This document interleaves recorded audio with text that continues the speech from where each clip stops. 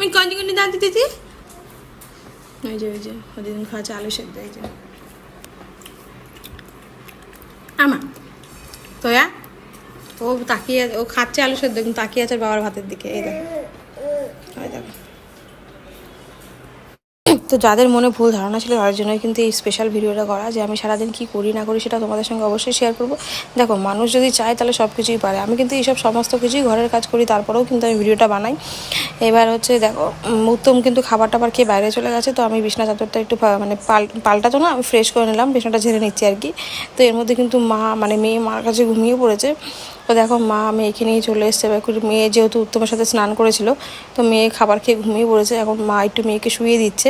তো আমি এর মধ্যে জামা কাপড় কাচতে চলে এসেছি, কারণ মেয়ে ঘুমাচ্ছে আর মাও কিন্তু স্নান করতে চলে গেছে।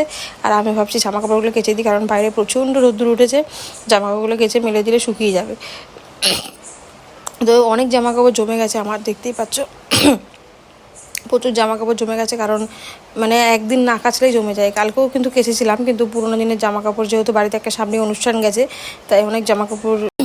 দেখো, ভিডিও করা কিন্তু আমার প্রথম থেকেই শখ, ভিডিও বানানো কিংবা ফটো তোলা এগুলো কিন্তু আমার প্রথম থেকেই একটা শখ ছিল। আমি প্রথম থেকেই ভিডিও বানাই, ফটো তুলি, কিন্তু কোনোদিন সোশ্যাল মিডিয়ায় হয়তো ছাড়িনি। তো এখন যখন দেখছি যে সোশ্যাল মিডিয়ায় ছাড়লে আমার দুটো পয়সা আসবে, তাহলে কেন ছাড়বো না, তো সেই কথা ভেবেই কিন্তু ছাড়ি। তো দেখো, এখন কিন্তু জামা কাপড় কাছে ফোনটা সামনে লাগিয়ে রেখেছি, আর এক্সট্রাভাবে তো কিছুই করিনি।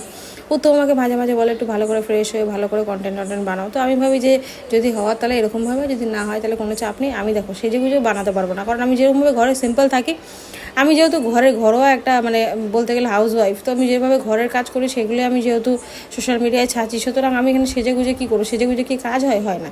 এই সেজে গুজে ঘর মোছা কি হয় না? আমার তো হয় না, আমি জানি না কার হয় না। তো আমি যেভাবে সিম্পল আছি, যদি তোমরা পছন্দ করো অবশ্যই একটা লাইক করে দেবে, যদি পছন্দ না করো তাহলে আর কিছু করার নেই। আর এই সোশ্যাল মিডিয়ায় কাজ করছি আমি, মানে কাজ করছি বলতে ভিডিও আমি করি আজকে প্রায় 3 বছর হতে গেল। তো দেখো, ঘর মুছতে মুছতে কিন্তু মেয়ে ঘুমাচ্ছিলো, হট করে উঠে পড়েছে। তাই কী করবো, দেখো মেয়ের জন্য আবার ব্যাগটা সামনেই ছিল, ব্যাগটা কোমর বেঁধে নিলাম, বেঁধে নিয়ে মেয়ে একটু ঘরটা মুছি, মায়ের মধ্যে চলে আসে। মা যেহেতু স্নান করতে গেছিলো, তো মার কাছে মা চলে এসছে, মার কাছে মেয়েকে দিয়ে আমি কিন্তু উপরে চলে আসছি জামা কাপড়গুলো মেলতে। আর আমি কিন্তু বালতিটা এভাবেই তুলি, যেহেতু বেশি দিন হয়নি সিজার হয়েছে, তাই এত ভারী বালতি তুলে যদি কোনো সমস্যা হয়, তার জন্য কিন্তু আমি বালতিটা এরকমভাবেই তুলি। আর আসার সময় একটা নিয়েছিলাম আতা ফল, কারণ বালতি দিয়ে এত জামা কাপড়টা না আমি ভীষণ ক্লান্ত, তাই একটু সীতাফল খেয়ে না আমি একটুখানি মানে এনার্জি বাড়িয়ে নিচ্ছি। এবার আমি ফটাফট জামা কাপড়গুলো মেলবো। আর এই সীতাফল খেয়ে পরশুদিনকে আমি এনেছিলাম 50 টাকা করে কেজি।